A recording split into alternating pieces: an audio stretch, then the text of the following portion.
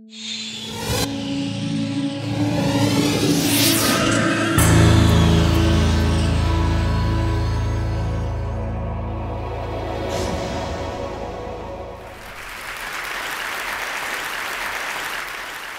going to make an argument today that may seem a little bit crazy.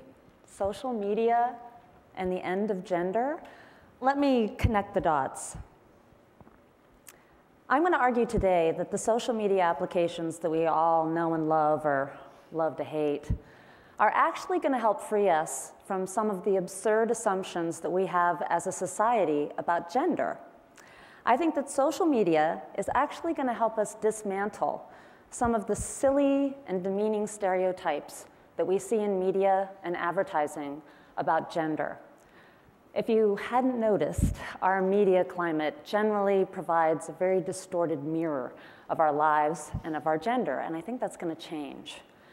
Now, most media companies, television, radio, publishing, games, you name it, they use very rigid segmentation methods in order to understand their audiences. It's old school demographics.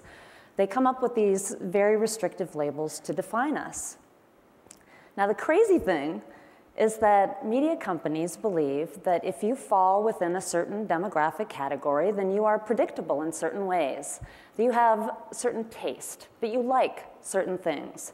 And so the bizarre result of this is that most of our popular culture is actually based on these presumptions about our demographics. Age demographics, the 18 to 49 demo, has had a huge impact on all mass media programming in this country since the 1960s, when the baby boomers were still young.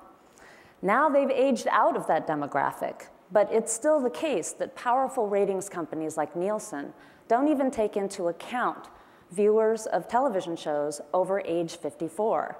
In our media environment, it's as if they don't even exist. Now, if you watch Mad Men like I do, it's a popular TV show in the States, Dr. Faye Miller does something called psychographics, which first came about in the 1960s, where you create these complex psychological profiles of consumers.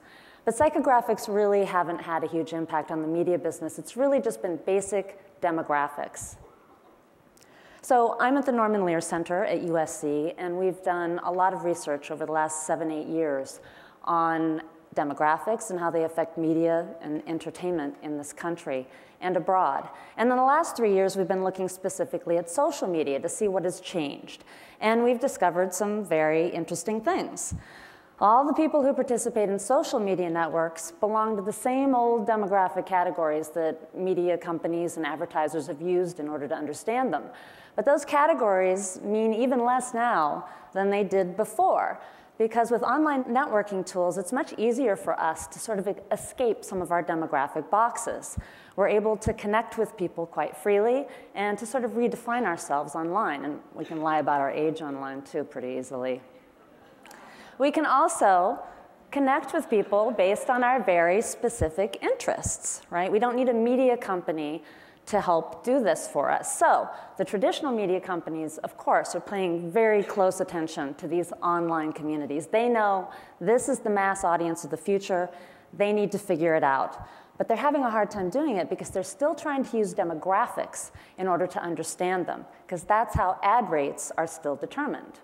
When they're monitoring your click stream, and you know they are, they have a really hard time figuring out your age and your gender and your income. They can make some educated guesses. But they get a lot more information about what you do online, what you like, what interests you. That's easier for them to find out than who you are. And even though that's still sort of creepy, there is an upside to having your taste monitored. Suddenly, our taste is being respected in a way that it hasn't been before. It had been presumed before. So when you look online at the way people aggregate, they don't aggregate around age, gender, and income. They aggregate around the things they love, the things that they like. And if you think about it, shared interests and values are a far more powerful aggregator of human beings than demographic categories. I'd much rather know whether you like Buffy the Vampire Slayer rather than how old you are. That would tell me something more substantial about you. Now, there's something else that we've discovered about social media that's actually quite surprising. It turns out that women are really driving the social media revolution. If you look at the statistics, these are worldwide statistics. In every single age category, women actually outnumber men in their use of social networking technologies. And then if you look at the amount of time that they spend on these sites, they truly dominate the social media space, which is a space that's having a huge impact, right, on old media. The question is, what sort of impact is this going to have on our culture? And what's it going to mean for women? If the case is that social media is dominating old media and women are dominating social media, then does that mean that women are going to take over global media? Are we suddenly going to see a lot more female characters in cartoons and in games and on TV shows? Will the next big budget blockbuster movies actually be chick flicks? Could this be possible, that suddenly our media landscape will become a feminist landscape? Well, I actually don't think that's going to be the case. I think that media companies are going to hire a lot more women because they realize this is important for their business. And I think that women are also going to continue to dominate the social media sphere. But I think women are actually going to be, ironically enough, responsible for driving a stake through the heart of cheesy sort of genre categories like the chick flick and all these other genre categories that presume that certain demographic groups like certain things, that Hispanics like certain things, that young people like certain things. This is far too simplistic. The future entertainment media that we're going to see is going to be very data-driven, and it's going to be based on the information that we ascertain from taste communities online, where women are really driving the action. So you may be asking, well, why is it important that I know what entertains people? Why should I know this? Of course, old media companies and advertisers need to know this. But my argument is that if you want to understand the global village, it's probably a good idea that you figure out what they're passionate about, what amuses them, what they choose to do in their free time. This is a very important thing to know about people. I've spent most of my professional life researching media and entertainment and its impact on people's lives. And I do it not just because it's fun. Actually, it is really fun. But also because our research has shown over and over again that entertainment and play have a huge impact on people's lives. For instance, on their political beliefs and on their health. And so if you have any interest in understanding the world, looking at how people amuse themselves is a really good way to start. So imagine a media atmosphere that isn't dominated by lame stereotypes about gender and other demographic characteristics. Can you even imagine what that looks like? I can't wait to find out what it looks like. Thank you so much.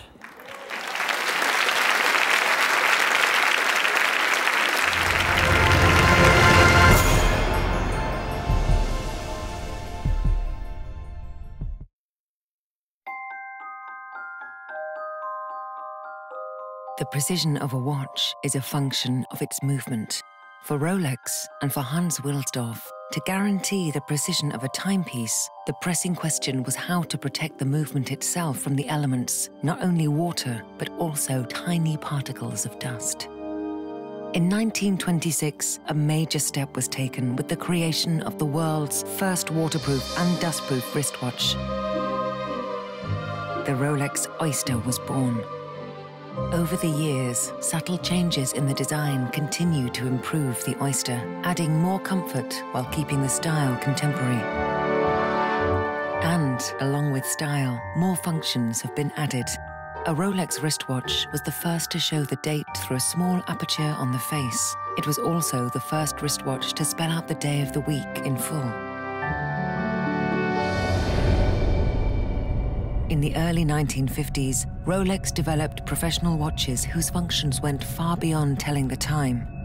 Launched in 1953, the Submariner was the first Rolex watch guaranteed waterproof to a depth of 330 feet. Already on an incredible journey of innovation and design, Rolex decided to push the boundaries even further.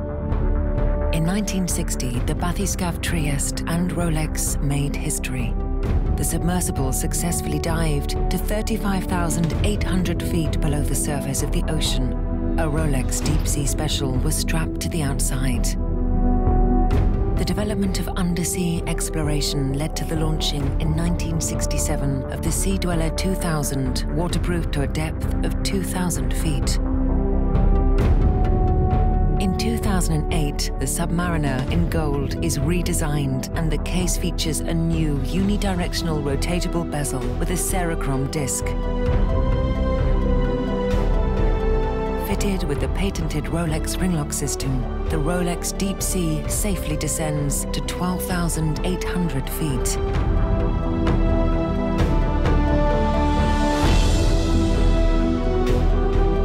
Rolex has incorporated countless hours and more than a century of experience, years of research, innovation, and development into every one of its models.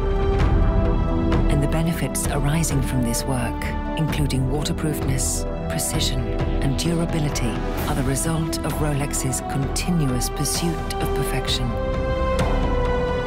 From the most elegant and prestigious models to the professional timepieces, all are exquisitely crafted.